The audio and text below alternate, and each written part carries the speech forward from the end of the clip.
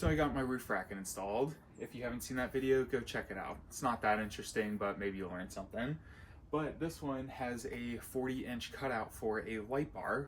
This is a 40-inch light bar from no other place other than Rough Country. And before people start freaking out, I think Rough Country actually makes a pretty good light for the money. I had one on one of my previous cars and it was fantastic for years.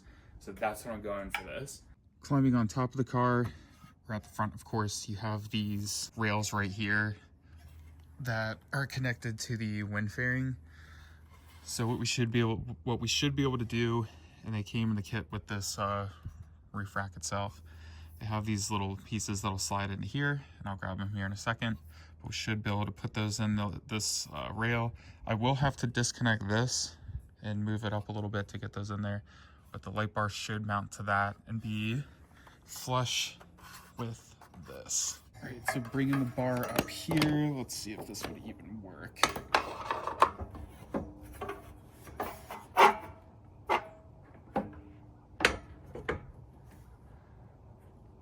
I think this bar right here is gonna have to scooch back. I think that's too far forward and that's gonna get my way. Otherwise it should work. Set that right there. All right, so these are the little bits I'm talking about. They had 2 extras, so I saved them for this purpose right here.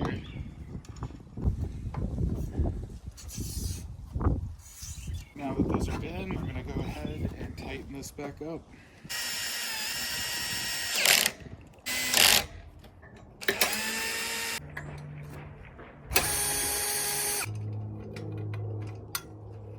Okay, so this bar has been moved back.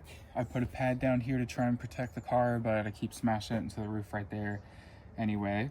But now that this is in place, I'm gonna try and at least bolt this up enough so it'll stay in one spot and see what kind of space we have to play with it. Can't speak for every roof rack, but mine came with a couple of these extra short bolts. It should fit right into here. I'm hoping it makes my life a little easier.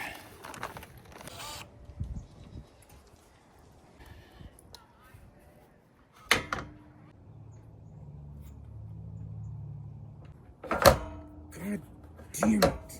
Okay, so a little annoyed, but it could be worse. These brackets are a little too wide to fit behind the wind fairing, so I'm gonna have to shave those down just a very tiny amount, but it looks like they should actually, the light bar should work there just fine. It'll even kind of line up perfectly with this top half right here. But until I shave those down, it's not gonna fit. This is what I came up with. I notched that little bit out right there to wrap around this part of the wind deflector, and then that right there to go around the back half of it right here.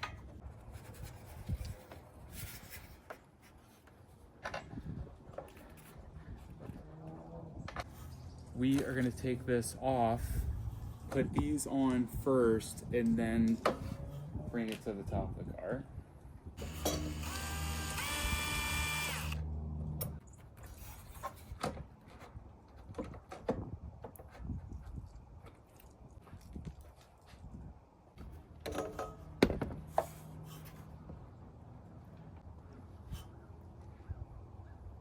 All right, so after struggling with that more than I probably should have, it's on. Now we are pointed slightly down, which may be a good thing. I've never had a light bar on top of my car. I've had one in the bumper, so I'm not sure how that's gonna work, but if we come down here, it's almost perfectly level with, my finger's gonna be huge, that part right there going across. So I really like how it's looking. The truth is I won't really know until it's working because I want it to kind of take place of the high beams on back roads. I want that to shine much further than those do. And at that angle, I don't know if it will. There are a few options. They did include these spacers. That might be a bit much. You could honestly probably get away with just using, that's cool, they're all down there now. But you could probably get away with just using a couple washers and it would bring it up just enough to clear that, because it's just barely resting against that. So if you bring it, because it'll push it back that way, and then you'd be able to adjust it. So I may do that.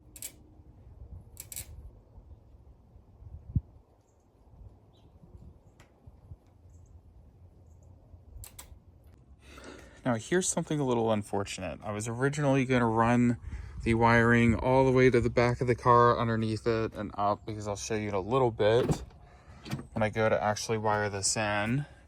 I'm actually going to go through here in the transmission tunnel, and I'll explain why later, but that's how this is wired up. But these stupid little brackets that have given me a hell of a time, I nicked my car trying to push it over right there. So that's kind of frustrating, but my fault. And then this wire is just barely too short. So I'm trying to make this as clean as I possibly can do it. Zip ties are kind of an inevitable part of this, but I have that big annoying connector right there. It loops around right here, and I can throw some more zip ties in, but that kind of sits nicely in there. That's a little more dangly than I'd care for, but maybe we can zip tie it like that. Not the best looking, but it is what it is. This, on the other hand, comes down and this fits in here so perfectly. Now this did a little better, and I wish I could use that, but this is pretty good too. And of course, I mean, nothing's holding it in there right now, but if there's something I could find to kind of tuck that and keep it in there, some sort of glue, you would literally never know that it's there, and I could shoot right down under the hood, which would avoid a ton of headache. It would still actually look pretty clean. I have a ton of this headlight glue, and I don't know what I'm ever going to do with it. Headlight lens glue. Eventually I was going to use it, but I can just buy more later. What I'm thinking of, because it's black, I can set it in there, and as I push the wire harness into it, because of this stuff surrounding it the way it is, the headlight glue may push into it, and this is just my theory. It'll push into it and lock it into place, and hopefully it'll keep it within that piece of weather stripping.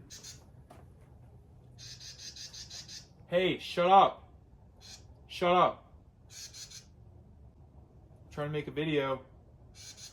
Shut up. Okay, I think that's our best bet because I have tons of it and I'm probably never gonna use it. Headlight glue is one of those things, I guess it's a lot like silicone. Once it's on there, buddy, it is on there, you know what I mean? Let's go.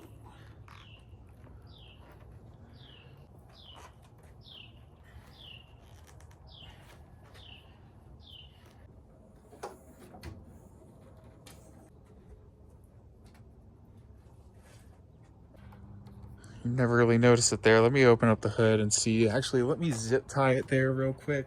Get an idea for what we're looking at. Make sure it doesn't get in the way of anything. Gotta go around the wire. That may be it, and then we can just start fishing this with the existing wire down here for these lights right there. That may be it. At this point, I feel like we're actually in a pretty good spot. I'm happy with how this is looking. I was getting a little stressed there. So there's already existing wiring for these lights mounted on the hood, and the way I have it running down, it took my time running that, so that all looks pretty good. I'm just gonna follow that. But as of right now, I'm pretty comfortable with where we're at. This is turning out a little better than I was expecting it to, and it should look pretty good once we're finished. All right, it's another day. It's freezing cold outside, so I brought it in here where it is almost equally as cold, but no wind. Now I'm gonna take out the center console because I have a couple holes to drill, and then I'll explain why I'm going through here. Okay, so we have this piece here, and this is where the lights or switches for the lights are gonna go. But we come over here. This is actually where I have the wire coming through for my lights here. And if you crawl up underneath the car, we get that out of the way. As you can see, this is a huge open spot. There's even more of it. Get this out of the way. I mean, this is a really big spot to run wires through, and then underneath the car, it's also clear of everything. That's a huge open spot that's very easy to get to. It's also high enough off the car in the transmission tunnel to where water should never make it up there. It's actually very clean there. A lot of people go through the firewall, especially if you have a Land Cruiser, because they don't have an AHC system and it doesn't block that space there, and I'll show you in a second. but this is high enough up to where water should never get to it, even just going down the road spraying. It is silicone, but if water ever made it up to that point, I'm far less worried about the hole that I put in the transmission tunnel, and more about all the electronics that are under my seat and everything, because that would be over the door speakers on the inside. So it's a nice, clean, dry spot to run wires through, and you don't have to worry about any seepage.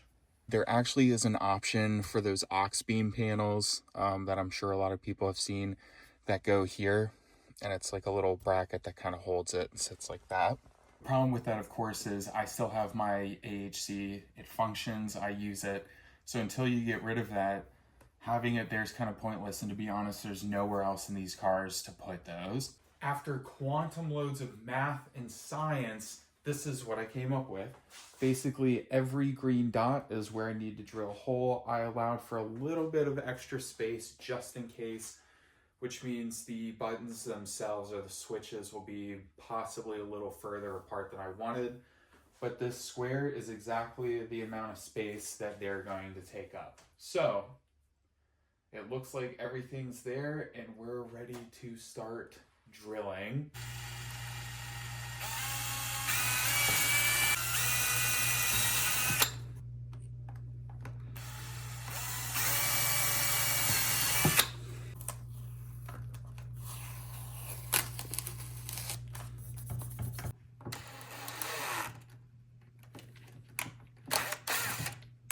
That feels like it's going to crack it, just like it was the plastic. So I'm gonna go ahead and make these holes as big as I need to fit around that, and then it'll be just the paddle bit. All right, I went ahead and warmed this up a little bit to hopefully keep it on more of the malleable side than the snappy side, but this is it.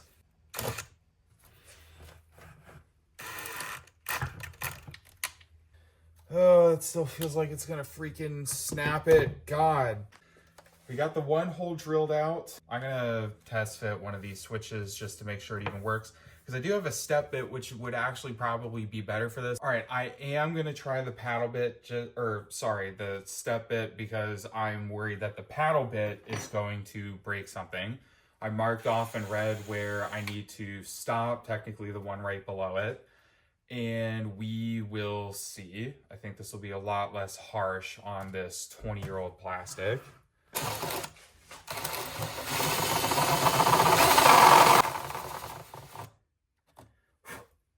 These are a bunch of happy little holes, except for these two, which are with the paddle bit.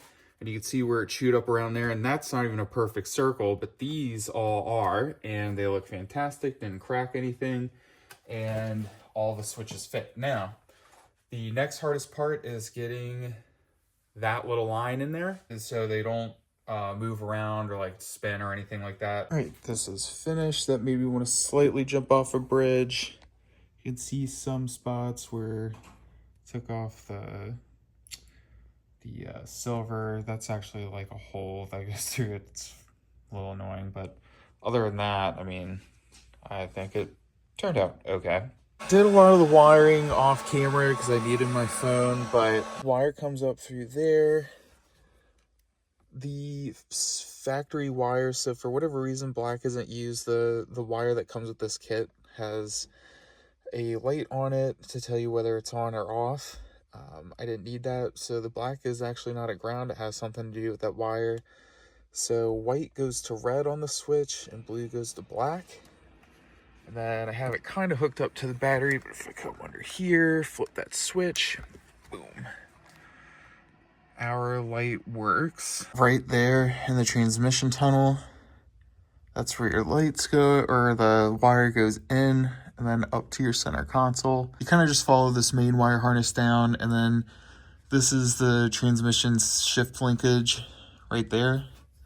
That was more in the way this time than last time, I feel like, but just be careful, don't mess around with that too much. Last time I did this, it wouldn't shift into overdrive, and all I had to do was jump down here and shake it a few times, but that was that. Yeah, oh, I feel like you can see it better now. Yeah, those wires run up along that main wire harness, and then I'll show you up top. It's all in there. Put silicone around it up here and down at the bottom. Kind of looks like crap, but comes up there, and then I even have it labeled as to what that switch is going to.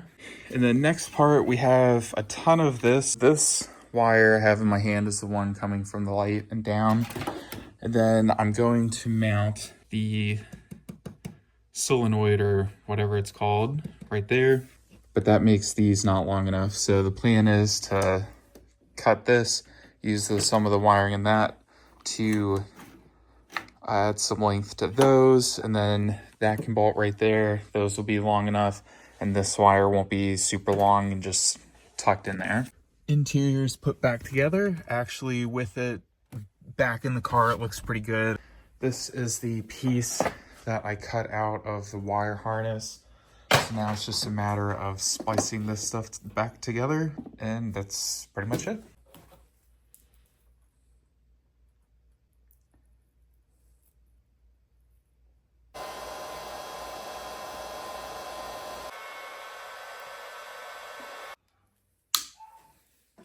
All right, let's test this light out, make sure that worked.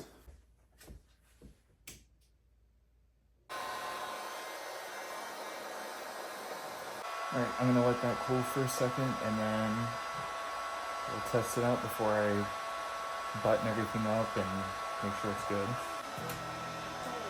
All right, that was the last test fire, so I'm gonna go ahead and finish this up, and then we'll be good to go. Point me a tone right there at your zone. Point me a tone right, point me